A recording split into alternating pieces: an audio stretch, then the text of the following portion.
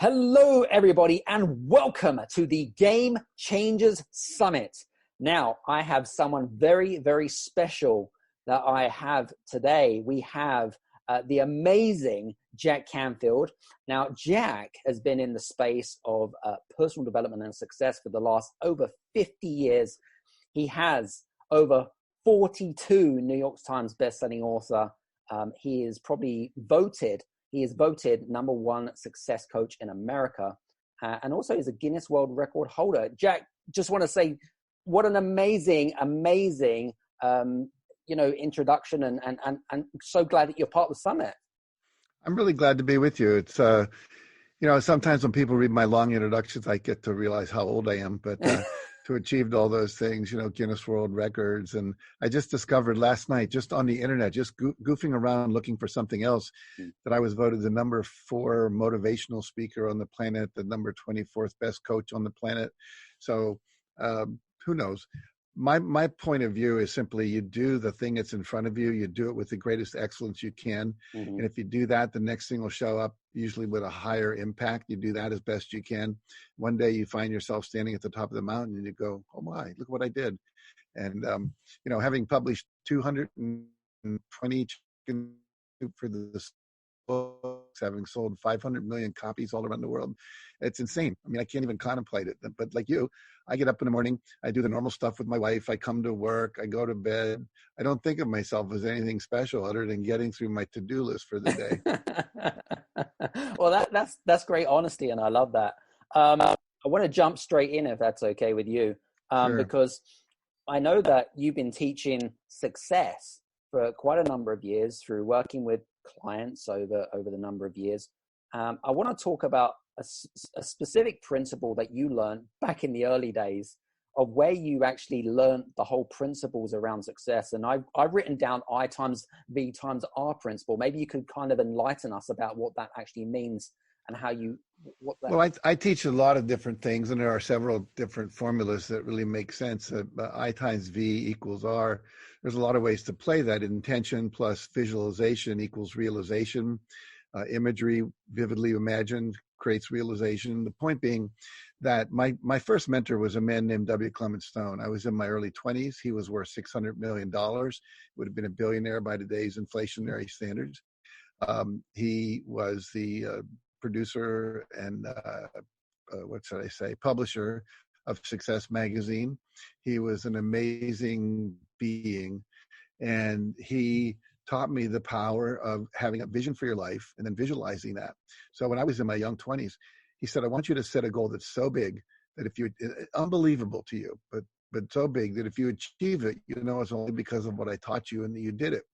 So here I was as a teacher in Chicago, part-time teacher, and going to graduate school. I was making $8,000 a year. And he said, so I said, I'm going to make $100,000 in 1 year, which is 12.5 times more than I was making at the time. And he said, great. So I want you to have an affirmation. So at that time, my affirmation was, God is my limited supply. Large sums of money come to me quickly and easily under the grace of God for the highest good of all concerned, as I easily earn, invest, and spend $100,000. Today I make them shorter, but that's what I did back then. And he said, then I want you to visualize, what would your $100,000 a year lifestyle look like? So I envisioned this house with Navajo rugs on the walls and having a nice car and a view over the lake and all this. And he said, I want you to do that every single morning. He also got me to make a $100,000 bill about the size of, how far my hands are apart, about this thick, put it on the ceiling above my bed. First thing I wake up every morning, I see the $100,000 bill. I say my affirmation, I close my eyes, I visualize. About 30 days into it, I had my first $100,000 idea. I had a book out called 100 Ways to Enhance Self-Concept in the Classroom, because I was teaching kids in school. And I got 30 cents every time I sold that book. So I thought, wow, I've only got to sell X number of books, about 400,000 books, and I would make that 100,000. And but that was the first $100,000 idea I ever had. So I started focusing on that, and my wife and I came up with some ideas. We started a mail order book service, so I would make $3 a book instead of the 25 cents or 30 cents a book. We started then selling other people's stuff online. I raised my fee by 3 times. By the end of the year, I made $92,328. So didn't hit 100,000, but I wasn't not at all upset. When was 12 this? times their income. Was this back in the 70s? I mean, when was this? This was about 1978, 9, somewhere in there, yeah. Okay. And so my wife then said, "Do you think it would work with $1 million?" I said, "Well, let's experiment with that." And so I set a goal to have $1 million a year income. I started affirming that, had an affirmation for that. If this was a live seminar, I would put up a overhead now, a PowerPoint slide that shows a check written to me for $1,235,000. And it was my first royalty check for Chicken Soup for the Soul. And so, the reality is that this stuff works if you work it. And as we know now from all the work that came out when the movie The Secret came out and all the law of attraction work, Abraham, Esther Hicks, all that, that you have to infuse that visualization with emotion. So you want to see it as vividly as you can. This is where some people get screwed up. They will close their eyes, try to visualize something, and they don't really see it like they see a television movie, high def 4D kind of thing. And they think they can't visualize. You don't really have to do that. You simply close your eyes and as best you can, imagine it, kind of think it, even if it's hazy. You can say, well, would there be a couch in the living room? What color? Well, it's green. Can you actually see it? No, but I know it's green. That's visualization. And so you visualize it, hear the sounds you would hear. Like when I visualized I wanted to have audiences of 1,000 or more people when I spoke, I would hear a standing ovation of 1,000 people, visualize all those people jumping to their feet. I would get pictures, excuse me. I would get pictures off the internet of 1,000 people audiences, 5,000 people audiences. I, in my life, have spoken to groups of 20,000 dentists at a conference. I've spoken to 7,000 Herbalife distributors, and I can go down the list. I did a workshop in India for 3,000 Herbalife distributors. Not one of them spoke English. So 3 days we were translating into Tamil. And it was a 3-day experiential seminar, doing exercises, motivational speeches as well. And they loved it. And so that's normally what I experience out there. Then I started visualizing that I wanted to meet world leaders. Next thing I know, I'm invited to the White House for lunch. A couple of weeks later, I'm invited to the Philippines to meet the president of the Philippines. And so then I go to Africa and I start meeting all these sheikhs that are running these countries, Oman, United Arab Emirates, etc. So I know this works, but you got to do it. And here's the last piece I'll say on this right now. You must do that for 30 days in a row without missing one day. If you miss one day, the next day is day one again. There's research on this from NASA where they had these astronauts wear convex lens goggles where it makes the world appear upside down. They wanted to disorient them to see if they could handle the disorientation in space. 25 to 30 days into it, every one of the astronauts, even though they're wearing these goggles 24 hours a day, their brain flipped the image right side up again. So they could actually manipulate being in the world more intelligently. Because imagine if you're trying to eat your breakfast and your bowl of oatmeal's up here, but it's really down here. And like you're trying to negotiate that.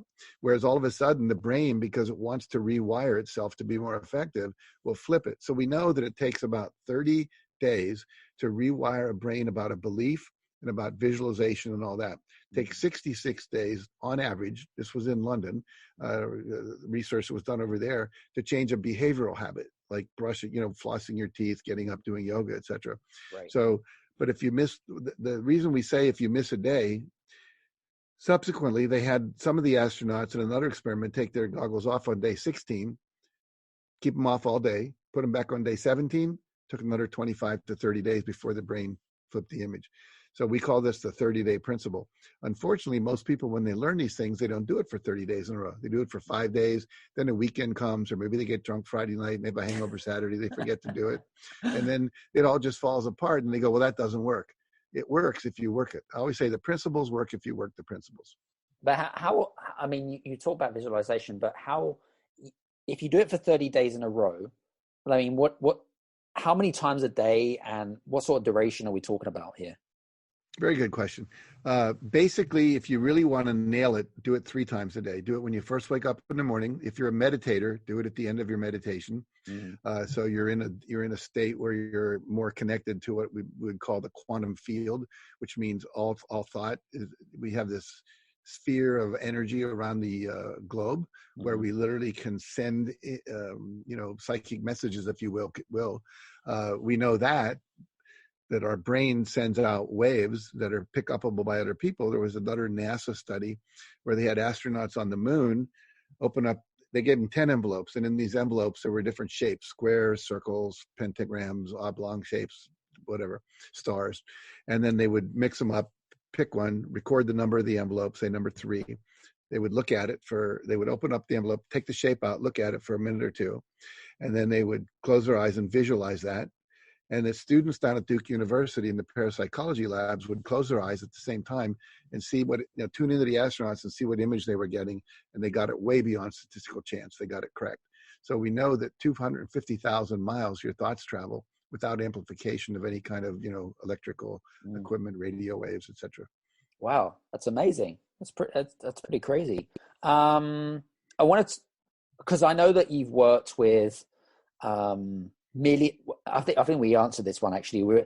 What I was going to say about successor system, because you have certain principles. We talked about the kind of I times R and whatever it is. Talk to us about, is there a particular system or a methodology about how to actually achieve success for yes. general public, I said, general Joe Blogs?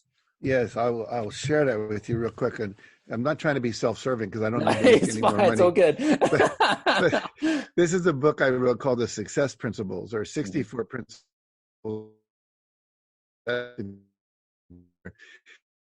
The people in England, when they bought the rights for the UK, they said that's too many principles. So they scaled it down to 25, and they called it How to Get From Where You Are to Where You Want to Be. That's the name of the book in the UK. It's a red cover. But then this year I came out with the Success Principles Workbook, which is 17 of those principles. They're the core principles. It's like if you're playing football or soccer, you have to know how to kick the ball, you have to know how to pass, and use your head and block and all these basic things you have to do. So what I did was take the 17 core principles that are like a combination lock. If you know the combination to a lock, it doesn't matter if you're young or old, if you have a high IQ, low IQ, went to university, didn't go to university, it doesn't matter if you're Asian, African American, whatever. So the lock has to open. The problem is most people are missing some of the numbers in the combination. So they're working really hard, doing a lot of the things that you and I teach. Right. The problem is they're missing some of the numbers. And if you have a combination lock and you work 10 hours a day with the wrong combination, it's never going to open. Or if you have any of the numbers in the wrong order, it's not going to open. Like just the other day, I called a phone number 8 times and they kept saying this number is not in service. And so I had transposed 2 of the numbers. Instead of 458, it was 485. And with that, it doesn't matter how many times you do it, it's not going to work. So what I've done in this workbook is put the 17 principles, and we'll talk about them, in the order they need to be done, so that it's a sequence. So I call it a system. And the definition of a system is something that if you do the system correctly, every time you're going to get the same result. If you have a recipe for apple pie and you use the exact same apples, the exact same brown sugar or molasses or whatever your grandmother taught you to do, you preheat the oven the same way and you do all the things perfectly, you're going to get the same pie every time. Change one ingredient, go from molasses to brown sugar, or go to stevia, or use these kind of apples instead of those kind of apples, or you forget to preheat the oven, you're going to get something different. Yeah. So what are those steps? So the first step you have to do is get beyond what I call victim consciousness. You have to get clear about being 100% responsible for your life. Like a lot of people, as we record this, a lot of people are dealing with the COVID virus right now around the world, the pandemic. They're locked down. They can't get out. They're not supposed to get out. Many of them can't go to their jobs. Many of them have lost their income, et cetera. And so basically, we want to blame something. We want to blame the government. In America, everyone's blaming Trump for not acting sooner, for not having all the masks we needed, for not thinking in advance, whatever. And so you can blame people for your life, but it's not going to change anything. So there's this wonderful formula that I have in the first chapter of both of those books, which is E plus R equals O. There's an event in your life that equals, then you have a response to that event, and that produces an outcome. So your happiness, your health, your wealth, your fulfillment, All of those things are outcomes of how you've responded to an event. So we're all having to deal with the COVID-19, coronavirus event. That's just called, that's what is. That's the E. Sometimes we have to deal with the recession. Sometimes the E is your wife leaves you. Sometimes the E is you lose your job, or the E is a new technology comes along and makes what you've been doing irrelevant up till now. So you've got to respond to that event. Some people are responding right now and making more money during the coronavirus than they were making before. Some people are making less. It's the same environment. What are they doing differently? That's what we really have to study, is what are the people doing that are succeeding? Just to give you one example, there's a man who owns a fitness spa, where people come in. It's a gym where they work out on bicycles and ellipticals and treadmills and all that. And at first, when it happened, the lockdown order came down. Nobody could come to his gym. Nobody could gather in spaces close to each other. And he thought, oh my God, I'm going to go out of business. Well, in a meditation a few days later, because I teach people, when you're afraid, meditate. Because what happens is you take the energy out of your amygdala, you bring it up in your prefrontal cortex, which is where rational thoughts and creative thoughts occur. And so what happens is he had this idea, oh, people still need to exercise. In fact, they even have more time. They don't have to drive anywhere. They're at home. And so he called up all his clients and said, would you like me to deliver this equipment to your home? You can then keep working out. That way you won't need to, stop paying your gym membership. And I'll do Zoom classes like we did before for spin cycles, Pilates, yoga, weightlifting, etc. Fantastic. He said in 2 hours, everything was cleared out of his gym. There was nothing left. Does that mean he didn't pay any rent? That's what. Yeah, exactly. So, but the point being, he's not suffering like a lot of people who just hung up the close sign and gave up. Right. So it's not the event, it's how you respond. If you're, I don't know if you're married or not, but let's say your wife forgot your birthday. You could say, wow, my wife doesn't love me. She forgot my birthday. You'd feel bad. That's the response. That's the outcome. Feel bad. Or you could say, someone who loves me forgot my birthday. I wonder what's on her mind. I wonder why she's so preoccupied. Now you feel concerned, but you don't have low self-esteem. You don't feel sad. You don't feel bad. You don't feel you're rejected, all that. So basically, once you've got clear that you're 100% responsible, that everything you're currently experiencing is a result of how you responded to an earlier event, and everything you're going to experience in the future is how you respond to what's going on now. No blaming, no complaining, no excuse making. The second thing you have to do is you have to get clear, what is my purpose? Why am I here? What am I about? And I believe that every person is born with a life purpose that they're meant to fulfill. Now, there are many forms that you can fulfill that in. Maybe your purpose is to bring joy and love to the world. You could be a comedian. You could be a nurse with a great sense of humor that goes into hospitals. There's a bus driver in Connecticut that literally drives people to work in the morning. They get on his bus and they go down to town. And he has one of those microphones they often have on tour buses. And he tells jokes. He watches all the late shows at night. So he has and things to comment about politics that are funny. And people, they love to be on his bus. In fact, some people will go to work 10 minutes later because they want to be on his bus, not a bus that would get in there early. So he's fulfilling his purpose of uplifting people through joy. Oh. I have a huge purpose, which is to inspire and empower people to live their highest vision in the context of love and joy. So I inspire with Chicken Soup for the Soul stories. I empower with tools like you're in the Success Principles books, so that you and everyone else who reads them can live a life of your vision. What's your highest vision for you? Not what the Pope thinks, not what your mom wanted for you, not what your dad thought you should do, etc. So basically, in the book that I have, it tells you how to get in touch with your life purpose. One way is to review all the times you experience joy in your life, because joy is feedback that you're on purpose. Another technique is to think of two things you would say are your top qualities. Mine are love and joy. My wife is spontaneity and authenticity.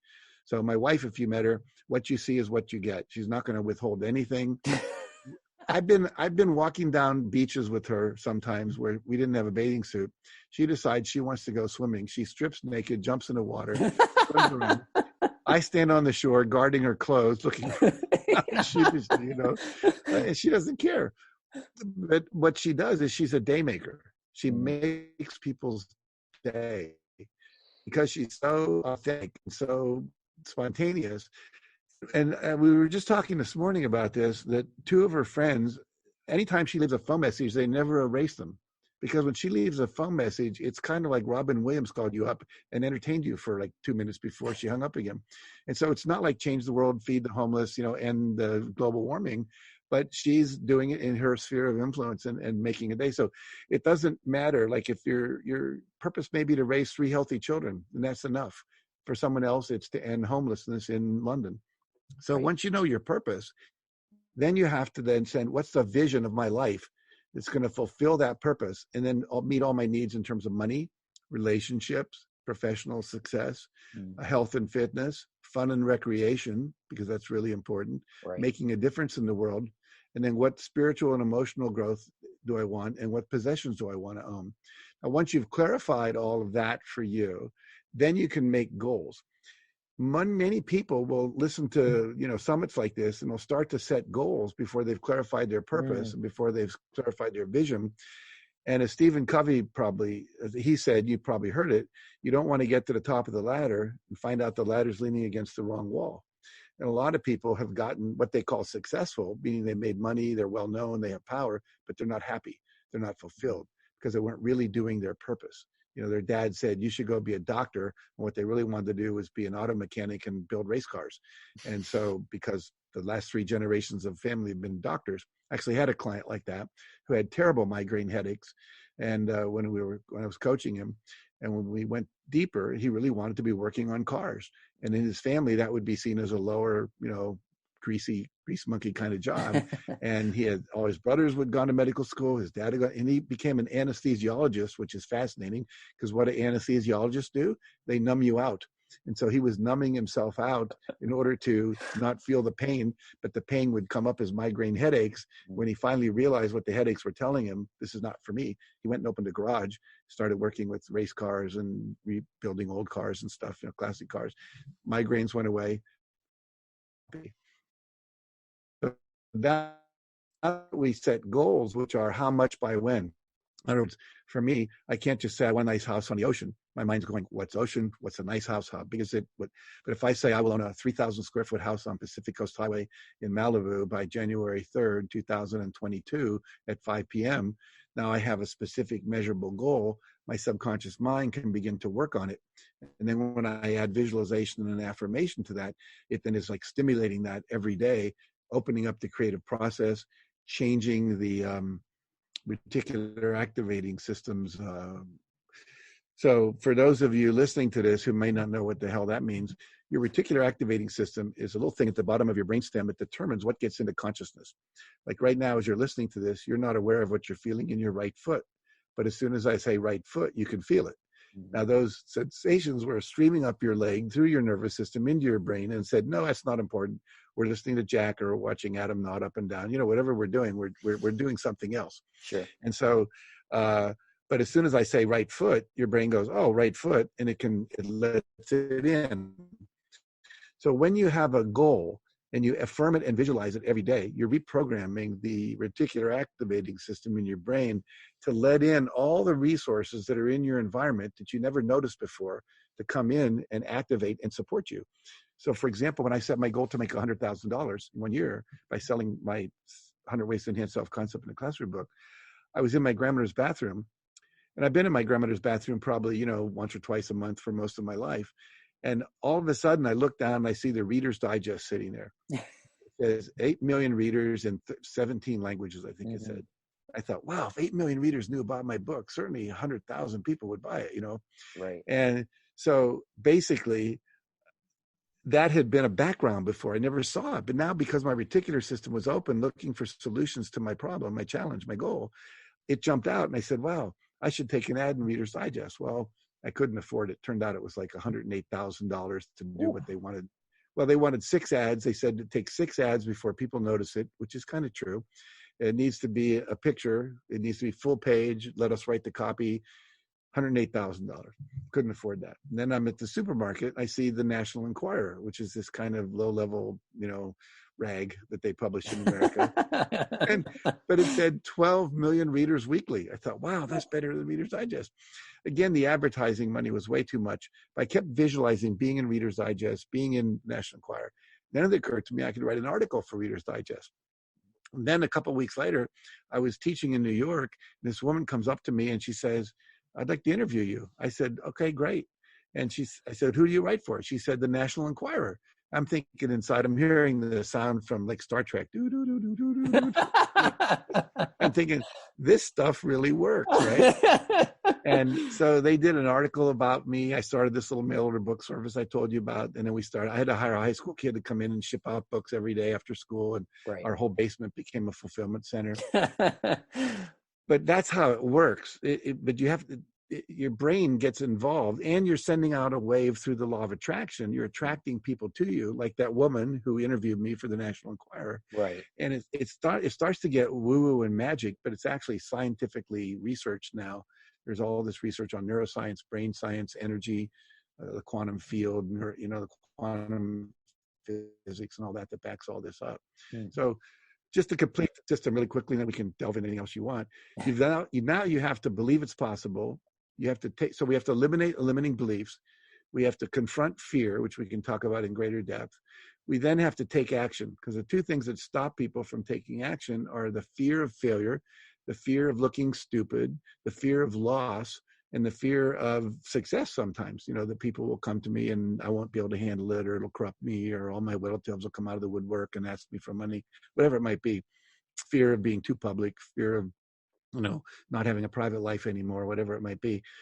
And then the limiting beliefs. And this is the part that is so amazing. So many people say, I've been doing this law of attraction stuff. Working. And for most people, they have these mental that are conscious. They know they have them. They were formed between the ages of 3 and 8 years old, where something happened. They made a decision. It's not okay to ask for what I want. Don't stand out. Don't be a pest. It's not okay to be alive and dynamic because your mother had cancer and was sleeping all day long and you couldn't interrupt her. And, so then what happens is we don't take the action. So there's a whole process for identifying and releasing limiting beliefs. It's really powerful. Then we take action. All actions don't work. You have to respond to the feedback. Now, the reason Chicken Soup for the Soul was so successful, we sold literally the first year 10 million copies of the book in America, and gone on to sell 500 million copies around the world in that series, which is just insane. Is that every story that was in those books was read by at least 20 people, usually 40, graded on a scale of 1 to 10. So let's say you and I were co-authoring a Chicken Soup book. We'd have 120 to 140 of our best stories. We send them out to this panel, Republican and Democrats, independents, non-voters, white, black, old, young, urban, rural, suburban, Asian, different ethnic groups, etc. Sure. And what happens is I get these scores back on a scale of 1 to 10. 10 that made me laugh, it gave me goosebumps, made me cry, I love it. 7, yeah, whatever. Anything that scored less than a 9 out of 40 people never made it into a book because we knew it wasn't universal. So feedback is the breakfast of champions, as Ken Blanchard, who wrote the 1 Minute Manager, likes to say. And so now I've got feedback. I respond to the feedback. I don't get mad at it. I don't cave in. I don't quit. And then I persevere. And if you do all of that, plus have an accountability partner, so that someone that keeps you accountable to doing the things you say you're going to do. We'll talk about that in more depth. And then the last thing I would say is the rule of 5. Do 5 things every day for your major goal. There's always one goal that's going to be the goal that breaks you through. Right. Mine was have a best-selling book. Someone else that's get on Oprah. Someone else that's have their own podcast, whatever it might be.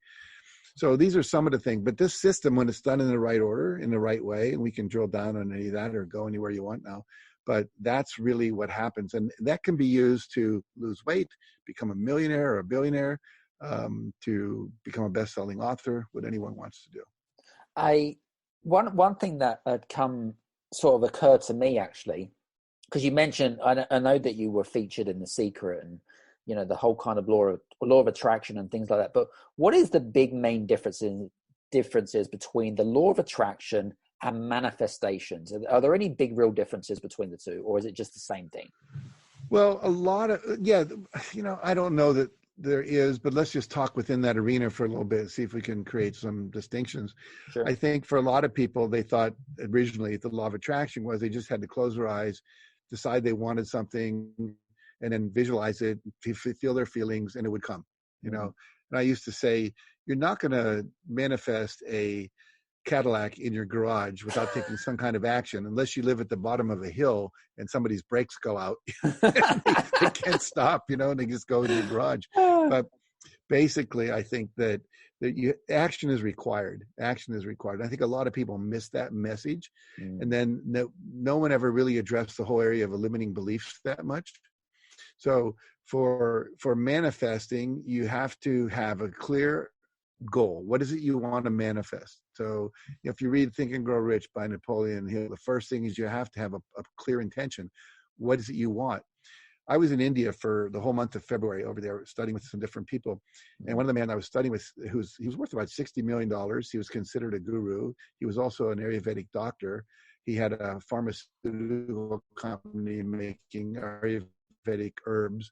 He's he with 100 pages a day. It takes your pulse, and within like 2 minutes or less, he tells you everything going on with you physically, and then tells you what you need to take. Then you go out and they sell you all these herbs. You take them and you get better. I mean, life-changing stories.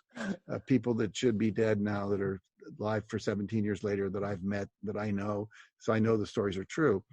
And he said, the secret to life is to know what you want, know how to get it, know how to enjoy it, what you get. And so many people are not clear about what they want. So, and then also there are people who don't know how to get what they want, which is why the book, The Success Principles, was written. And then there are people who don't know how to enjoy it. We know there are many, many millionaires and billionaires who are unhappy. They're taking drugs, they're getting divorced, their children won't speak to them, and so on. So taking action. And I just stopped for a moment and paused because your picture disappeared. I don't know if you were hearing me or not. So I don't know if we carry on. It's carrying on. Okay. So basically, first thing is to know what you want and decide, this is what I want, and be very specific. How much by when? What's the date by which you want it, and when do you want it? You don't have to know the how so much in that stage of the game. Of just be clear what you want. If you do the affirmation and the visualization, the how will start to show up. It'll show up in the form of creative ideas. You'll have ideas in the shower, when you're driving to work, when you're meditating, which I encourage everyone to do. You'll read some books and something will jump out at you that's a solution to a problem that you might not have seen if you hadn't set that goal. You'll be attracting people into your life. Maybe you're standing at Starbucks or whatever the equivalent is in the UK or around the world, wherever you're listening to this. And so all of a sudden that person becomes your business partner, or you're a client, or your spouse a year later. They're attracted in your life. And often you'll have weird intuitions, inspirations. You'll be driving to work and you think, I'm going to go to that Starbucks instead of that one. I don't know why, but I just feel like it. And that's the one where you meet your business partner, or that's the one where you meet your best friend, or that's the one where you meet someone who has a solution to your problem. It becomes a consultant to your business, whatever it might be. So, is that me? Let me put my phone on do not disturb, which it should have been on. Anyway, so that was someone being attracted into my life that I'll probably never take advantage of. By the way, that was already improvised. We improvised that, okay? Very good. You called at the exact right time. It's like paying someone to show up and ask you a question like at the right time to make you look like you're important. There was the guy, I just tell you a quick story. The man who wrote Swim with the Sharks Without Getting Eaten Alive, Harvey Mackay. And he decided he was having this meeting with Larry King and with Muhammad Ali in New York. And Larry King was the TV interviewer and Muhammad Ali, the great boxer. And so he went to the restaurant a half hour early, and he paid the waitress to come up about halfway into it and go, "Oh my God, I can't believe who's sitting at this table. This is blowing me away. Harvey Mackay," totally ignoring Muhammad Ali and Larry King, who are like well-known celebrities. And then "Can I have your autograph?" And he autographs, and they walk away. How did they know you and not us? And he had just totally set it up for the fun of it, Anyway, it's quite funny that was. So go ahead. Sorry. Yeah, we were talking about manifestation, and then one of the things that's true is there are laws of the universe, like the law of attraction, like the law of reciprocity, like the law of supply and demand. There are certain laws that are out there. And if you understand those laws and you use them to your advantage, you visualize, you affirm, you have a positive expectation, you follow your inspirations, you follow your intuition. The Bon Jovi, the great rock and roll star, he tells a story that when he was just a garage band and he wanted to become known in the New York, New Jersey area, he was listening to one of the radio stations, and it was like 1 a.m. The guy says, I don't even know if anyone's out there listening at this time, 1 a.m. on KNBY or whatever. And he said, well, geez, I'm listening. This was before 9/11, where you could actually walk into a radio station, walk right up to the window where the guy was, and hold up stuff and say, play the next song from Mandy for Jack kind of thing. And so he decides to go get a pizza and a 6-pack of beer and a 6-pack of Coke in case the guy didn't drink alcohol. And he drives over to the station. He walks in, he holds up the pizza. And now it's about 1:30 in the morning. And the guy goes, come on in. So they're sitting there eating pizza, drinking a beer. And he says, so what do you do, kid? He says, well, I got a rock band. He says, you any good? He says, I think so. He said, you wouldn't happen to have a demo tape, would you? He says, yeah, I do. He said, well, let me listen to it. So between songs, when they're playing the normal stuff, Elvis Presley or whatever it was on the radio, Right. He listens to him on the earphone, says, wow, that's really good. And then Bon Jovi says, well, you said you don't think anyone's out there listening anyway. Would you be willing to play one of my songs? That'd be really cool to know one of my songs was played on the radio. He says, sure, kid, no problem. So he's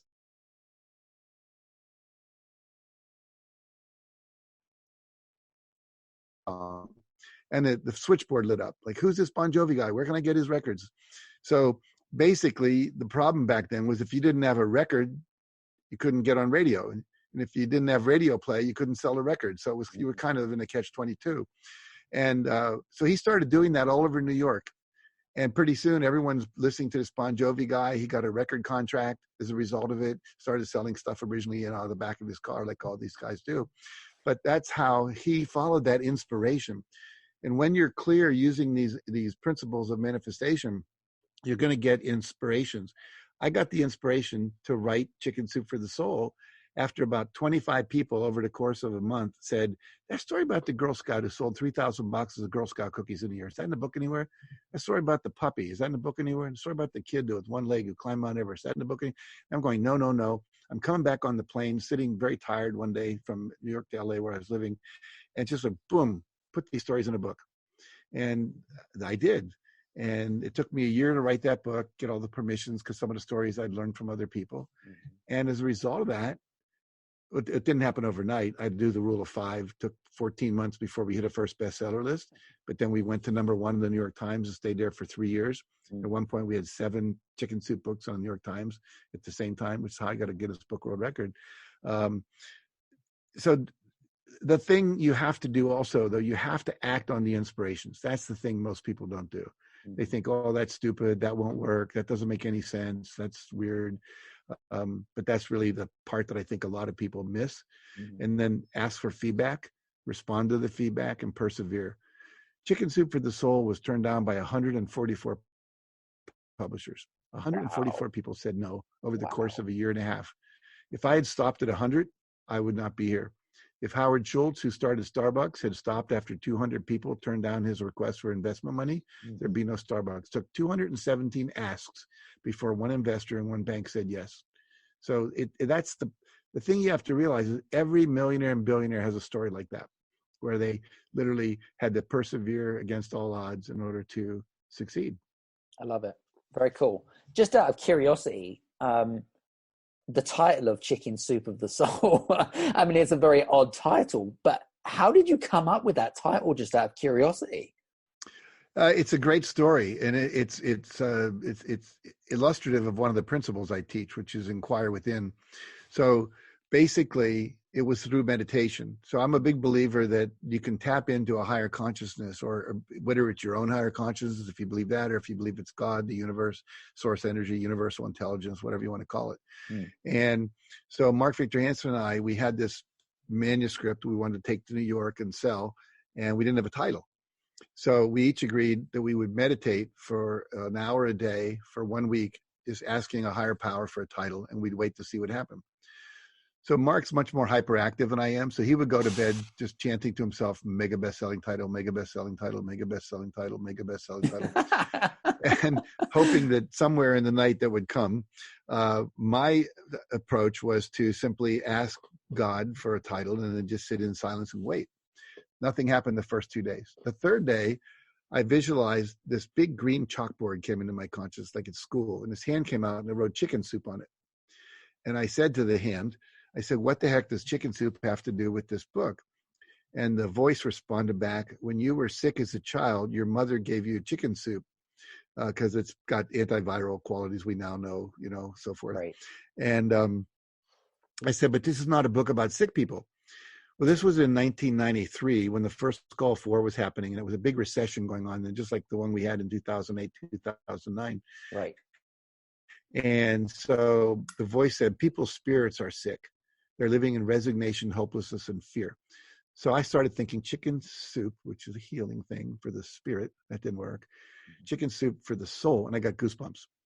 And then I told my wife, and she got goosebumps. I told Mark, he got goosebumps. We told our agent, he got goosebumps. We flew to New York, met with 21 publishers. Nobody got goosebumps. They all said that's a really stupid title and people don't buy short story collections. So it took us, as I said, another 14 months before we actually sold the book. But that title became a brand. It won an international brand award. When we sold the company a few years ago to an investment group in New York for way over $60 million, they were buying the brand as much as they were buying. They now have branded dog food and cat food and vitamins and all kinds of stuff. Chicken soup for the pet lover soul. Oh my goodness me. Yeah. But I'm a big believer when you don't know the answer to something, how should I deal with this? How do I cope with that? Do some deep breathing, go into meditation, and then ask and sit in the silence waiting for the answer. I mean, it's really interesting because my other half was talking about, Adam, you need to learn how to meditate a lot more.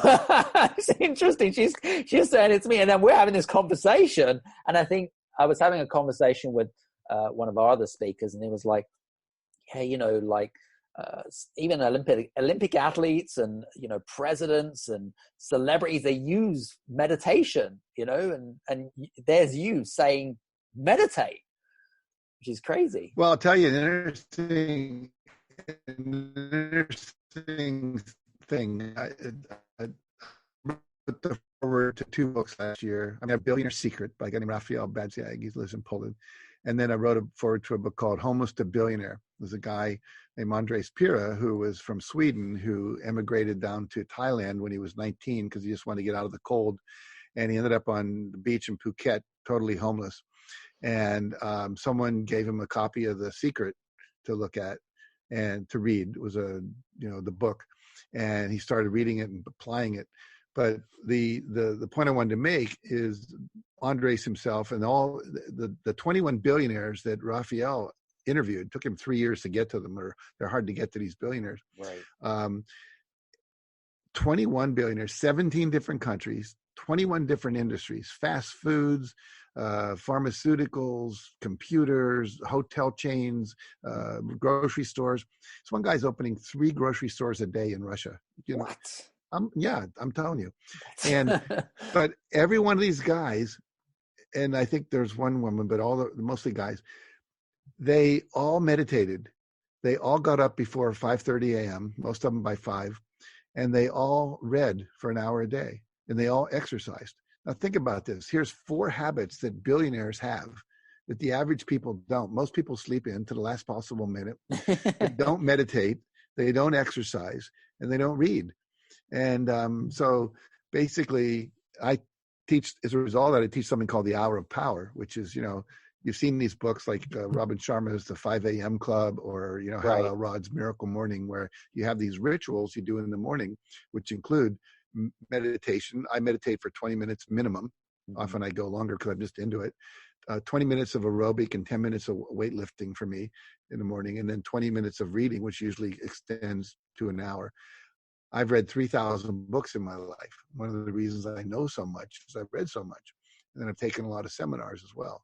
So you want to be constantly improving yourself. As I think it was Bob Dylan said, if you're not busy growing, you're busy dying. And I think one of the things that keeps me so young, I'm 75, but I look like I'm 65, is that I read. I'm constantly learning. People often say, why don't you retire? And I say, do what? I'd be bored. I'm having too much fun. Hence the library behind you, by the way. Yeah, there you go. And that's only a piece of it. I've got a whole garage that has literally movable shelves, like a library. Just out of curiosity, Jack, I'm not much of a reader, and it's not because I choose not to be a reader, but I'm more of an audio video type of person. Absolutely fine. Is that okay? Yeah. Okay, fine. Absolutely. As long as you're bringing in information.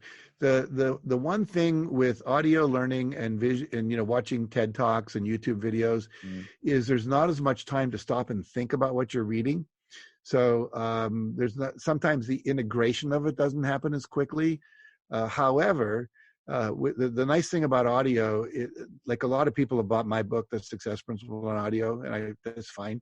But they'll listen to it 2 or 3 times over the course of a year, maybe driving to and from work or while they're working out in the gym and so forth. So the good thing about audio is the repetition factor. And with the video, because I do watch a lot of video, you can stop it, you can go back. I was watching someone the other day, Bruce Lipton, who wrote The Biology of Belief.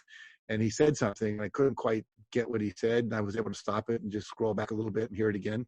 So it has that advantage as well. Cool. And very good. We all have our dominance. I'm a visual person. I like to read. I like to watch videos. Some people are auditory. Some people are kinesthetic. They learn more by doing. And as long as you're learning, that's the main thing. Yeah, that's very cool. Just out of curiosity, I mean, the millionaires and the billionaires that you worked with over the years, and even CEOs, were there any common traits or attributes that these people had that common Joe Blogs, Joe Public does not have?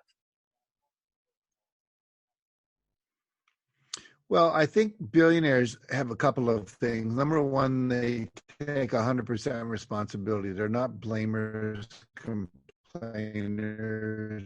They don't make excuses. They're also action oriented. They tend to take action now and learn from what they're doing rather than figure it all out in advance. They'll have it a bit off. Every Microsoft program I've ever used, there's the error report to Microsoft. And, I always say yes, because I want them to fix their programs. And that's why we get updates. But if they waited till they were perfect, there'd never be any Microsoft programs out there.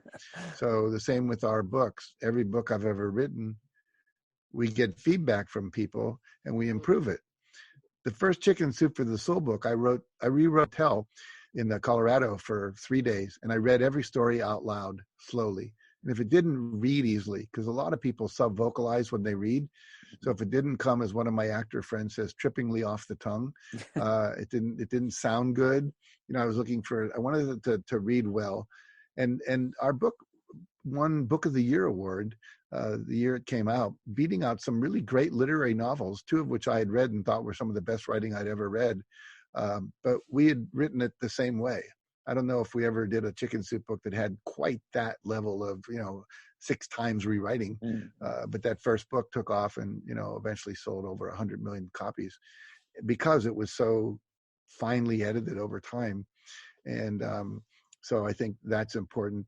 I think perseverance and grit is really an important thing. Just this not willing to give up. People give up way too soon, 144 rejections for me. Oprah was fired from her first couple of TV jobs. Michael Jordan was cut from his high school basketball team. I think it was Steven Spielberg applied to the USC Film School 2 or 3 times and never got in. Finally went to Long Beach State. Now he's on the board of directors of the USC Film School, gives him $1 million a year. So it's like, if you give up when you fail, I always tell people, the word fall and the word fail, the only difference is if you take that one I, F-A-I, and you put a little thing on the bottom, you get an L. So fail, fall.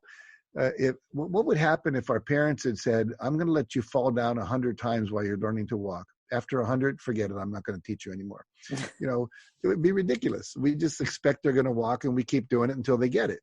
I think we have to do the same thing. A lot of authors will tell you, novelists will tell you that they're told that they have to write 3 books before one really is that good, because they have to practice. And so, so what if the first book isn't great? If it's not rejected, you're learning how to write.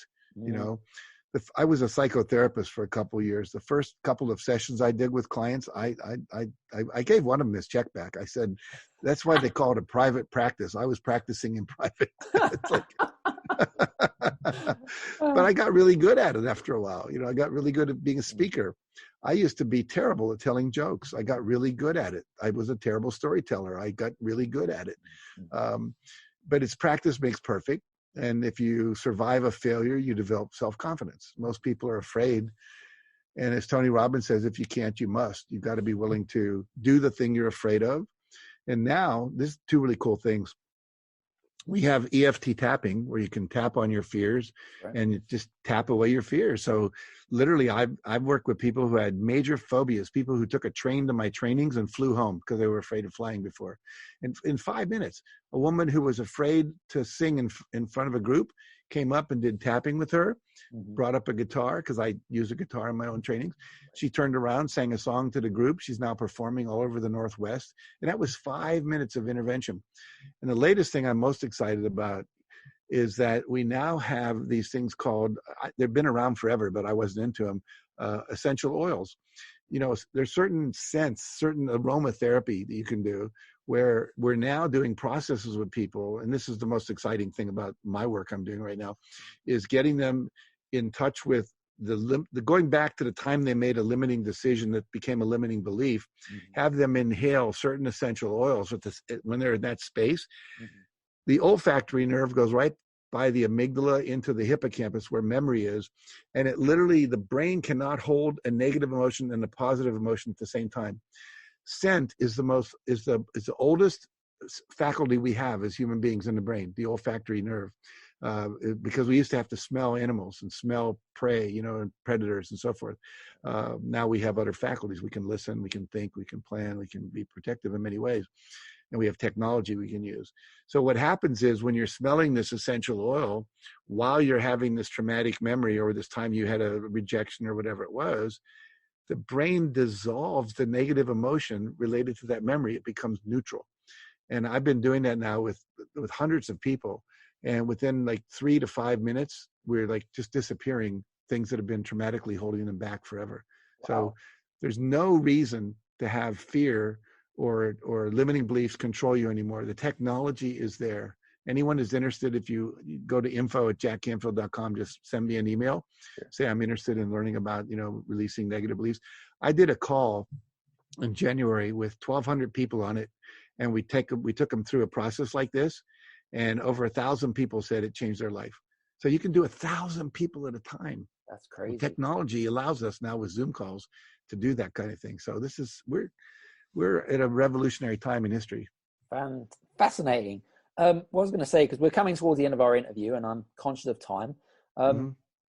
What I was going to say is, you've achieved what most entrepreneurs would ever dream of. What's important to you right now? Because I know that, we're not all getting younger and things like that. And you're always learning. And I love the fact that, you are still extremely active out there and you're extremely giving, hence you being here and things like that. What's important to you right now, Jack? Well, 2 things are important to me. One is I just came out with this new book. I want everyone to read it. And you can just go to jackcanfield.com and it'll pop up on the screen there. You can order it, or you can go to amazon.com and order it.